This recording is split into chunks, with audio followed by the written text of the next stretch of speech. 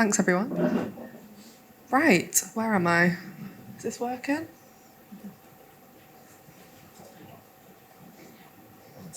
Ah, there we go.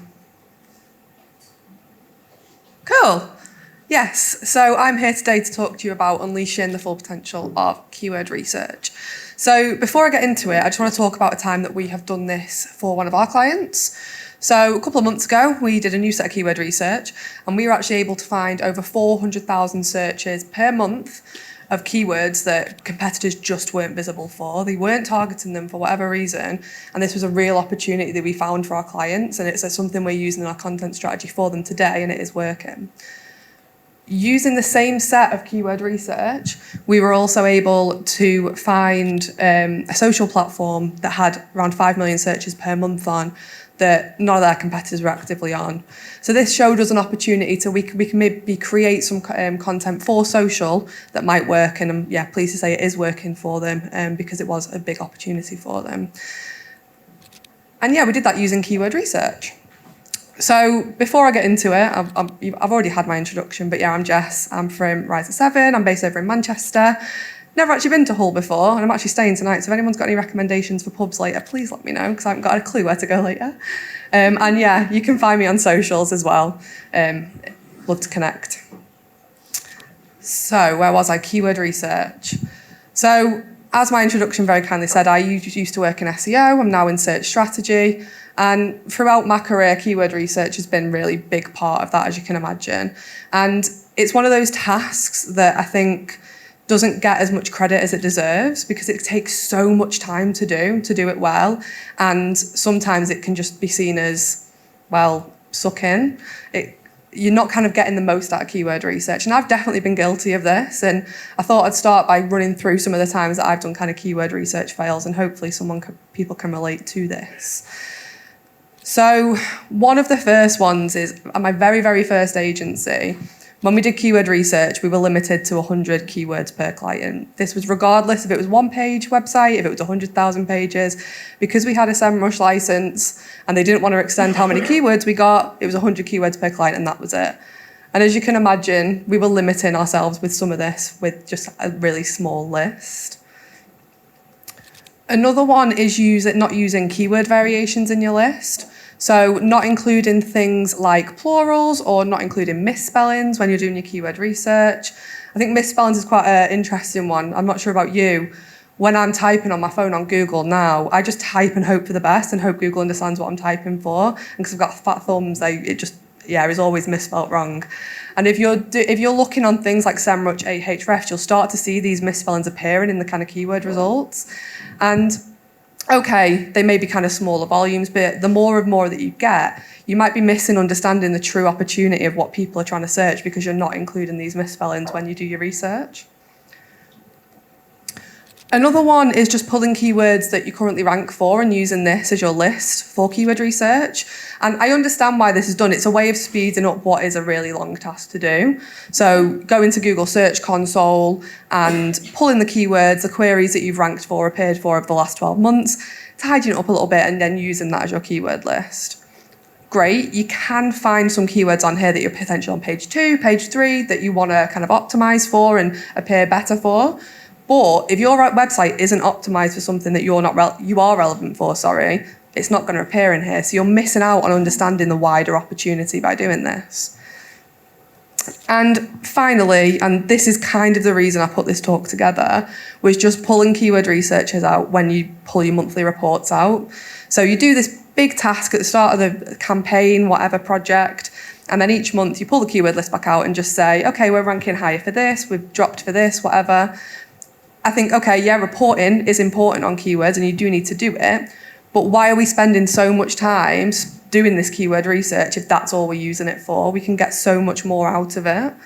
And that's what we do at Rise, and we call it the keyword universe. It's basically just keyword research, but it's about kind of getting the most out of that keyword research that you do. And the big part of that is not using it just for reporting.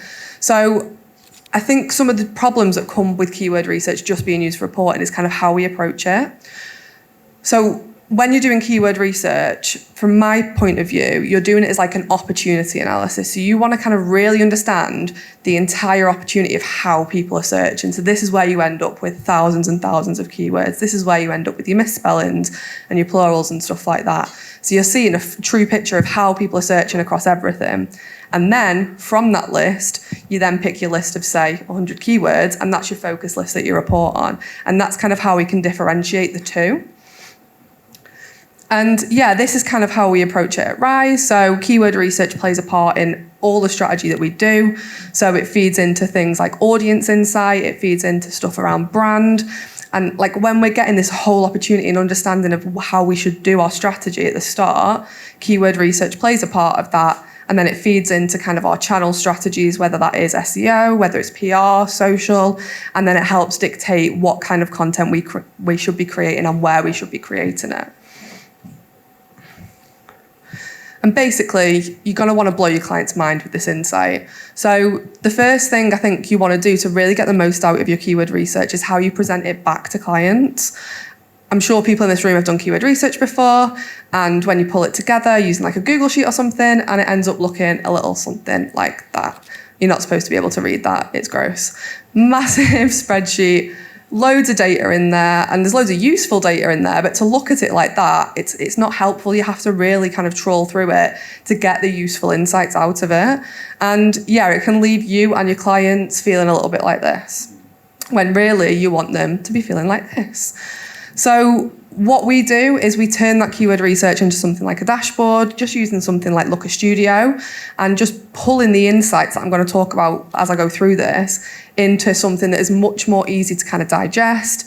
You can use it, people on your team can use it, it stops them asking you loads of annoying questions, and you can send it to your clients as well and kind of show them the true value of the data and the time you've spent doing this keyword research. So how do we do keyword research? It is a simple process. I think, yes, it does take a hell of a lot of time to do it well, but when you're going to start pulling this useful information out of it, it's well worth the time taken. But straight back, it's a really, really simple 4-step process. So the first one is just to gather keywords, lots of them. I'd gather kind of thousands of keywords where relevant. I've worked on keyword researches with up to like 30,000 keywords, and yeah, it does take a lot of time to kind of start to get the data out of them, but if the website's kind of big enough and that's relevant, it's definitely worth doing. The next one is the categorisation. I'm going to come touch on this in a minute, so I won't talk about it now. And then you've got kind of pulling all the interesting data in there. So you want to pull rankings, obviously. You want to pull competitors' rankings into your keyword research, and also search volumes. And that is search volumes from Google. If you can get social volumes as well, perfect. Pull it all in there, and then you're going to pull all of that into a dashboard, and that's when you make it look all pretty and get all the useful insight from it. So, categorisation.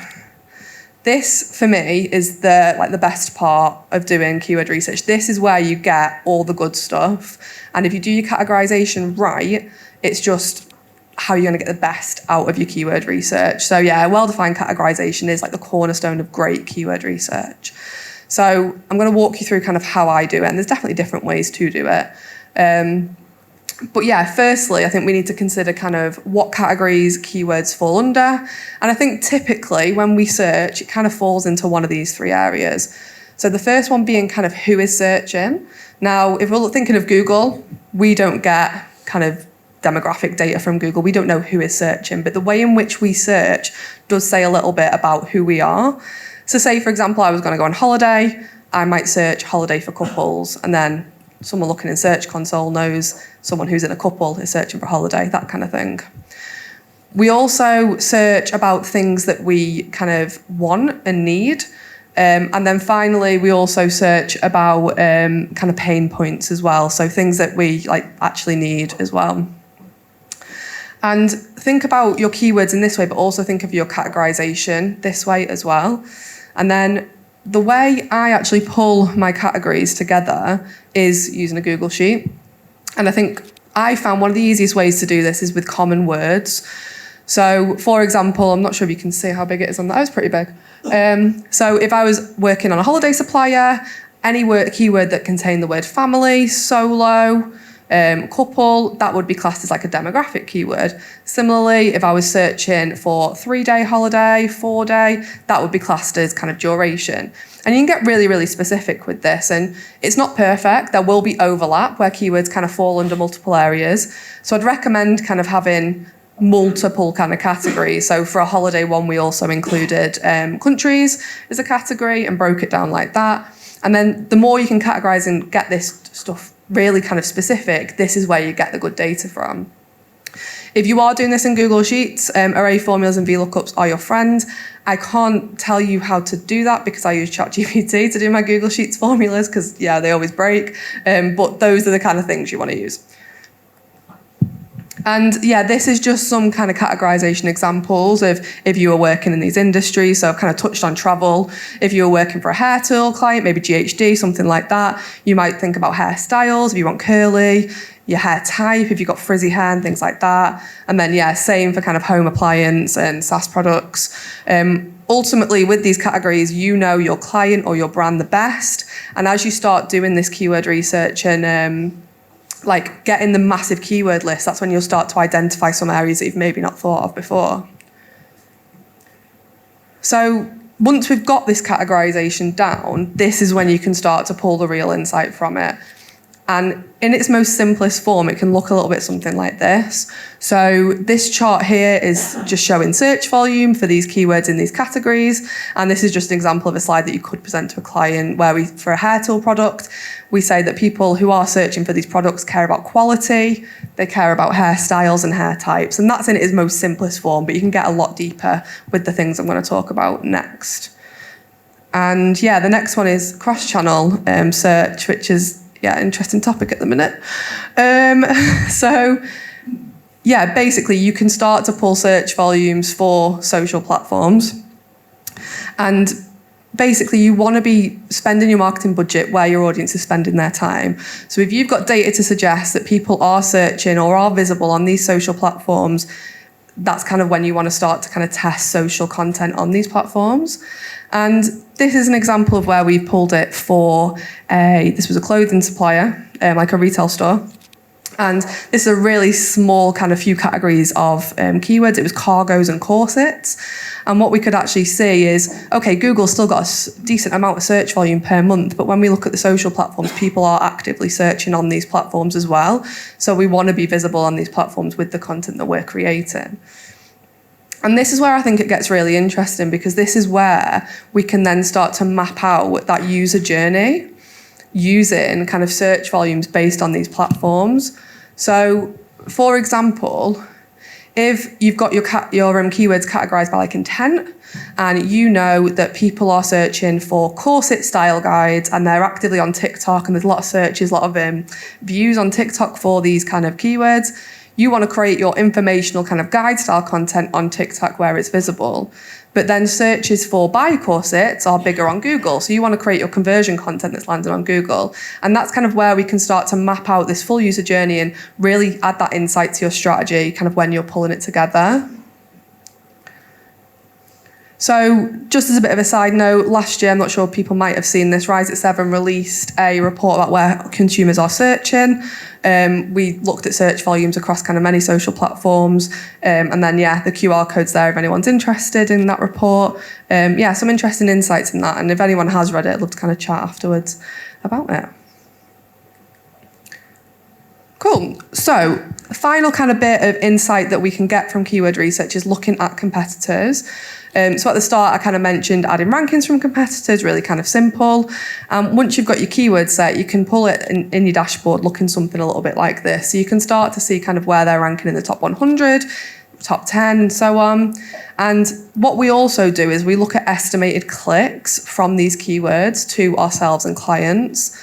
And the reason we actually use estimated clicks is because it's a relative comparison. So for our client, we could go into Google Search Console, pull the queries and see how many clicks they've had per month. But when we then compare that to competitors, we don't know if our kind of comparison's correct. So even if our client's estimated clicks aren't exactly right, and we can see that, in terms of a relative comparison, we've got an idea of kind of how far behind or how close we are to our competitors. That's why we do that with our keywords. And this is when we can start to kind of see where they're not visible. So again, using those categories, we can see here that there's like 7 or 8 kind of categories that these competitors weren't visible in for whatever reason. Now, this is only given us in base value. I wouldn't then say, okay, we need to go and create content in all these areas because our competitors aren't. We then need to do a bit more digging in terms of, okay, why aren't they there? Are they actually trying to be there but can't because the search intent isn't right? Are they trying to be there and can't because they're just not optimized well enough? Or are they not actively trying to be there because it's not kind of as relevant as maybe we thought? So this is kind of when you start asking these questions and start building out the wider strategy. And yeah, in a similar way, you can start to see the areas that they are targeting. And typically, these are probably the areas you want to be kind of catching up to them if you're behind them as well. So it's just a really nice way of looking at it, that it's not on like a keyword by keyword level. You can start to look at kind of the bigger picture. So yeah, to round up, I feel like I've got through this really quick. Yeah, so basically what you can start to do with your keyword research when you're actually pulling the full data is identify your weaknesses instantly and start to do something about them quickly, but you can look at it on a kind of category basis. You can also understand that customer journey across platforms, and then also recognise kind of where competitors are performing, but understand that that isn't the blueprint for success. You'll probably need to do a bit of deeper digging on competitors. And then, yeah, just one last thing, which I think is really, really important for keyword research, update it regularly. I think it's quite common to do this keyword research at the start, spend so much time pulling it together, and then, like I say, pull it out just for your monthly reports. But if you're with a client for, like, say, 3 years and you've never looked at the keyword research again, your search volumes are going to be wrong. The keywords are probably not going to be as relevant as they were. And, yeah, the data is just not going to be as useful. So what I would say, ideally, 3 to 6 months, 12 months at a stretch, be updating this keyword research. If you're using a dashboard, you can do this kind of like using an API, so it does it for you automatically. And then all you'd have to do every 6 months is reassess the keywords, see if they're still relevant, add more in kind of where needed. But yeah, definitely update your keyword research. And yeah, that's me. Thanks, everyone.